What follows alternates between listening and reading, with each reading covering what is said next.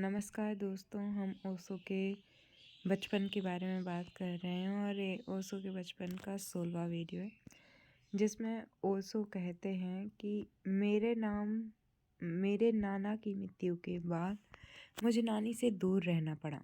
मैं अपने पिता के गांव वापस आ गया। चाहता तो नहीं था, किंतु बेमन से मुझे हाँ कहना ही पड़ा। मेरी नानी ने अपने लाड से मुझे बहुत बिगाड़ रखा था। वे मुझे अपना भी कोई काम नहीं करने देती थीं, यहाँ तक कि मेरे दांत भी वे स्वयं साफ करती थीं। मैं कोई काम नहीं करता था, जिसके परिणाम स्वरूप मेरी सारी ऊर्जा शैतानी में खर्च होती थी या दूसरों को सताने में। एक बार मैंने एक डॉक्टर को अपने बैग के साथ गांव में देखा। बस मैं नानी के पीछे पड़ गया कि मुझे भी ऐसा बैग लेकर दो, नहीं तो मैं खाना नहीं खाऊंगा। नानी ने भूरा से कहा कि अपनी बंदूक लेकर जाओ और उस डॉक्टर से वह बैग छीन लो। डॉक्टर ने जब भूरे को बंदूक के साथ देखा तो उसने समझा कि कोई अंग्रेज आ रहा है। वह डर के मारे कांपने लगा। भूरे ने उससे उसका बैग लेकर मुझे दे दिया और तब मैं उस बैग को लेकर घूमता रहता था। मैं नानी के गांव वापस जाना चाहता था, किंतु अकेले कैसे जाता। नानी तो वहां जाना ही नहीं चाहती थी। बचपन की इस घटना ने मेरे जीवन को एक विशेष ढांचे में ढालते हुए मुझे ऐसा सिखा दिया कि अगर मैं एक बार किसी स्थान को छोड़ता हूँ तो दोबारा वहां वापस नहीं जाना चाहता। नानी नाना के गांव वापस नहीं गई और उन्होंने मेरे पिता के गांव में नदी के किनारे एक छोटा सा मकान खरीद लिया था। मेरी माँ चाहती थी कि वे उनके साथ रहें, क्योंकि 7 साल तक मैं अपने अर्थात पिताजी के परिवार के साथ नहीं रहा था और पिताजी का परिवार बहुत बड़ा था। चाचा चाची, ताऊ ताई और उनके बच्चे, इनके अतिरिक्त उनके मेहमान सदा घर में जमा रहते थे। पिताजी समझते कि माँ के मेहमान हैं और माँ समझती कि पिताजी के मेहमान हैं। मेरे दादा तो बहुत झगड़ालू स्वभाव के थे। कारण अकारण झगड़ा किए बिना उन्हें चैन ही नहीं आता था। वे मेरे नाना से बिल्कुल उल्टे थे। मेरे पिता की कपड़ों की एक छोटी सी दुकान थी। कभी कभी मैं भी वहां पर बैठकर देखता था कि क्या हो रहा है।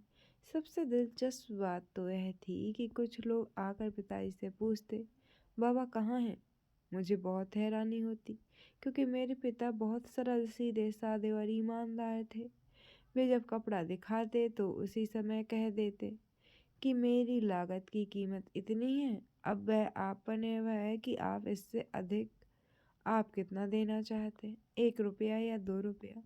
2 रुपया का अर्थात 10%, तो मेरे लिए इतना ही काफ़ी है। परंतु लोगों को तो दादा के साथ ही सौदा करने में मज़ा आता था। पहले तो उनकी यह बात मेरी समझ न आई, फिर बाद में इसका कारण मेरी समझ में आया, और वह था मोल भाव का रस। एक एक पैसे की खींचातानी में घंटों बहस करना, यह सब देख के मैं बहुत हंसता था। इसलिए दादा मुझे बाद में डांटते हुए कहते, ऐसे समय पर तुम हंसा मत करो। तुम्हारे चेहरे पर तो ऐसा भाव आना चाहिए मानो हमारा बहुत नुकसान हो रहा है। तुम्हारे पिता तो बेवकूफ़ हैं। जिस चीज़ को वह 20 रुपए में बेच देता है, उसको मैं आसानी से 30 रुपए में बेचता हूँ। मेरे दादा बहुत ही चालाक और चंट थे। जब भी उनके बारे में सोचता हूँ तो मुझे सियार की याद आती है। वे सचमुच बहुत ही चालाक और जटिल थे। मेरे पिता जाने कैसे इतने सरल थे। शायद प्रकृति का यही नियम है, वह सदा संतुलन बनाए रखती है। जटिल व्यक्ति को इसलिए इतना सरल पुत्र दिया। गांव में किसी को पता ना चलता कि दादा कब क्या करने वाले हैं। उनके बाएं हाथ को भी तो पता न चलता कि दाएं हाथ क्या कर रहा है। अगर नदी को जाते समय रास्ते में कोई पूछ लेता कि वे कहाँ जा रहे हैं, तो वे कह देते वे स्टेशन जा रहे हैं। जब मैं उनकी ओर देखता तो वे आंख मार देते। जब मैं पूछता कि आपने आंख क्यों मारी और आपने झूठ क्यों बोला, तो वे कहते तुम अभी नहीं समझ सकते।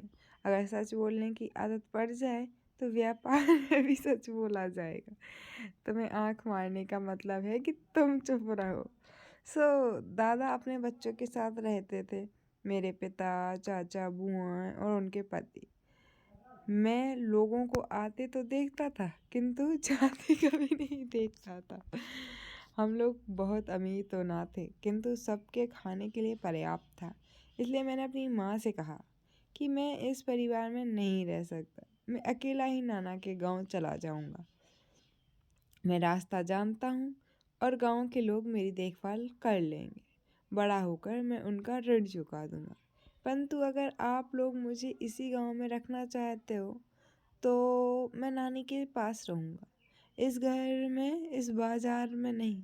यह सुनकर मेरी माँ को दुख तो बस हुआ और तब से ना जाने कितनी बार मैंने उन्हें दुख पहुँचाया है, किंतु मैं भी क्या करता, असहाय था। इतने वर्षों की स्वतंत्रता, शांति और खुले स्थान में रहने के बाद मैं इस परिवार में कैसे रह सकता था। नानी के घर में तो मेरे सिवाय और किसी की आवाज़ ही नहीं सुनाई देती थी।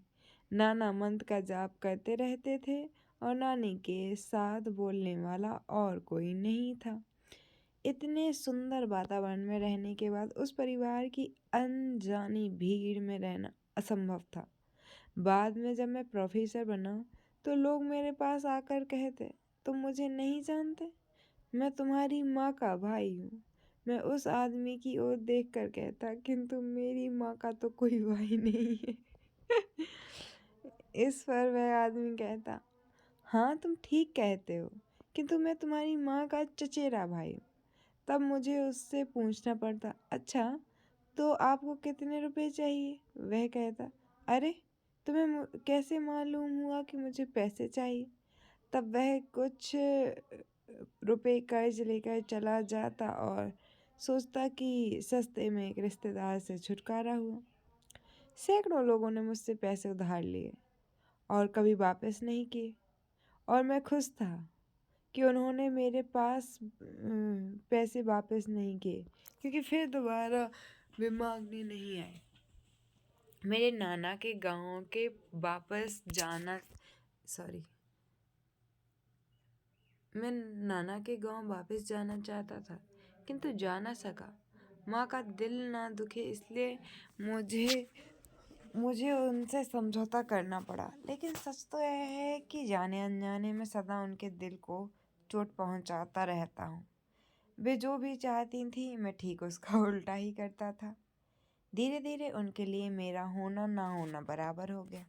कभी कभी तो ऐसा होता कि मैं उनके ठीक सामने बैठा होता और वे मुझसे पूछते,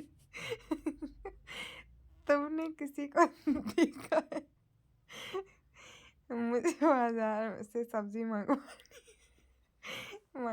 है। बाजार दूर नहीं था, गांव भी छोटा सा था, बाजार बिल्कुल निकट था। मैं कहता, नहीं तो किसी को नहीं देखा।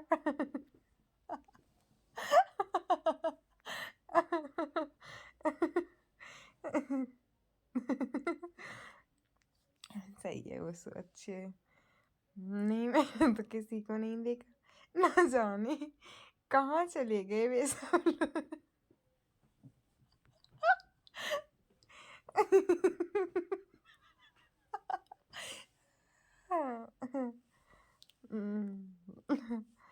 चलिए फिर से स्टार्ट करते हैं।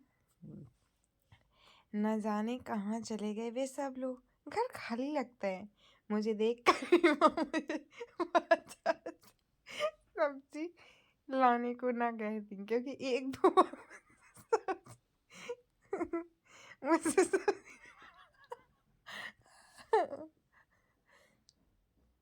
मुझसे सब्जी मंगवा कर वे बहुत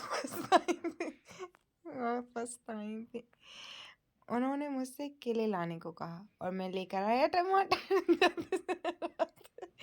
रास्ते में याद कर जा रहा था कि केले लाने, किंतु किसी ने मुझसे कोई बात की और मैं भूल गया केले को और ले आया टमाटर। अब आप सोच रहे होंगे मुझे इतनी हंसी क्यों आ रही। मेरी माँ है वो कभी बाजार नहीं गई, मतलब ना दुकानों पे मैं ना बाजार, मैं भी नहीं गई वैसे ज़्यादा अंदर। लेकिन वो अपने बचपन का एक किस्सा बताती हैं कि उनकी मेरी नानी उनकी माँ ने एक बार कहा कि ना चलिए और रुपए का नमक लेके आना। तो ये गई और उसने दुकानदार ने 2 रुपए का जितने का भी 500 ग्राम की जगह या मतलब 1 किलो की जगह 250 ग्राम दे दिया। और ये जानती भी थी, लेकिन उन्होंने कुछ नहीं बोला कि अगर इस बार मैं ठीक से ले जाऊंगी ना तो फिर से नानी भेजेंगी। इसलिए माँ जी ने बिना मतलब सही बताए कहने नहीं लेके गई नानी के पास। तो नानी ने डांटा और कहा कि 1 किलो तो लेके आना था, तो तुम इतना कम क्यों लेके आई हो। तो उन्होंने कहा कि देखो हम नहीं जानते दुकान की इसमें, इसके लिए आप बड़ी या छोटी या अपने और किसी बच्चे को भेजा करो, हमें नहीं है पता। उसके बाद से नानी ने उन्हें ज़िंदगी में कभी भी दुकान पे नहीं भेजा। और ऐसा एक बार और फिर उन्होंने किया था। तो ऐसे जैसे ओशो ने पछतावा, मतलब ओशो की माँ पछताती है ओशो से, वैसे मेरी नानी पछताती थी। और चलिए फिर बताऊंगी आगे क्या हुआ।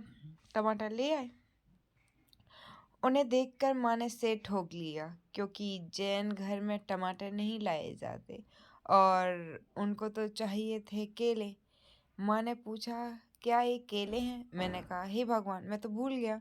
माँ ने कहा अगर तुम भूल ही गए तो टमाटर क्या तेरे और कुछ नहीं ला सकते थे। जैनी टमाटर नहीं खाते क्योंकि उनका रंग खून जैसा लाल होता है। तब मेरे पास कोई और चारा ना रहा सिवाय इसके कि उन टमाटरों को भिखारियों को दे दूं।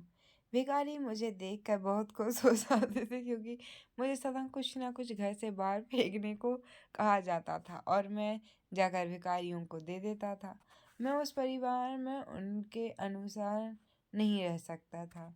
उस घर में ना जाने कितने लोग थे और औरतें तो सदा बच्चे पैदा करती रहती थी।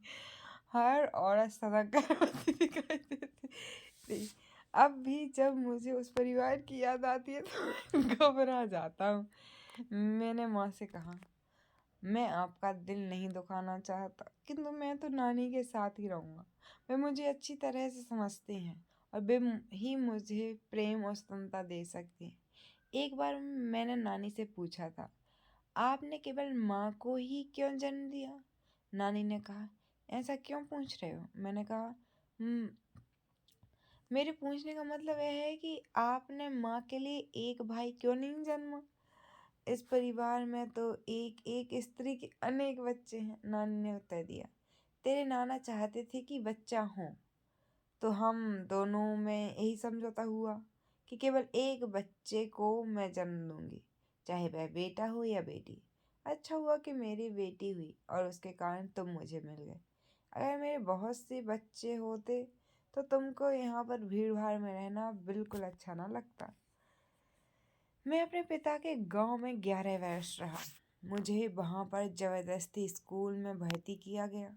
वह एक दिन का मामला नहीं था। हर रोज मेरा कोई ना कोई चाचा खींच खींच कर दर पकड़ कर स्कूल ले जाता और वहीं पर मास्टर के सुपुर्द कर दिया जाता, मानो कोई बेजान चीज़ थी जिसको दूसरे इंसान को सौंपा जाना जरूरी था। मुझे तो कैदी की तरह ले जाता था। अभी भी शिक्षा का यही रंग है, हिंसात्मक। हर पीढ़ी दूसरी पीढ़ी को भ्रष्ट करती है। यह एक प्रकार का आध्यात्मिक बलात्कार है। माता पिता बच्चे से अधिक शक्तिशाली होते हैं, इसलिए वे बच्चों को अपनी इच्छा अनुसार चलने के लिए मजबूर कर सकते हैं। जिस दिन प्रथम बार मैं जबरन स्कूल ले जाया गया, उसी दिन मैंने अपना विद्रोह आरंभ कर दिया। स्कूल को देखते ही मैंने अपने पिता से पूछा कि यह स्कूल है या जेल। पिताजी ने कहा डरने की तो कोई बात नहीं है, स्कूल है। इस पर मैंने उनसे कहा कि अगर यह स्कूल है तो इतने बड़े फाटक की क्या जरूरत। एक बार जब बच्चे स्कूल के भीतर जाते तो फाटक बंद कर दिए जाता है, जब छुट्टी होती है तो खोल दिया जाता है। आज भी मुझे यह फाटक दिखाई देता है और मुझे वह दिन भी याद है जब मैं पिताजी के पास खड़ा था और वे मुझे उस स्कूल में दाखिला दिलाने की व्यवस्था कर रहे थे। स्कूल तो भद्दा और क्रूप था ही, उसका फाटक भी भद्दा था। उसको हाथी द्वार कहा जाता था। वह इतना बड़ा था कि एक हाथी आसानी से उसमें से गुजर सकता था। सर्कस के हाथियों के लिए यह बहुत अच्छा था, किंतु छोटे छोटे बच्चों के लिए इतने बड़े फाटक की क्या ज़रूरत थी। इन 9 सालों के बारे में मुझे तुम्हें कई बातें बतानी हैं, जो कि अगली वीडियो में हम डिस्कस करेंगे। ओके।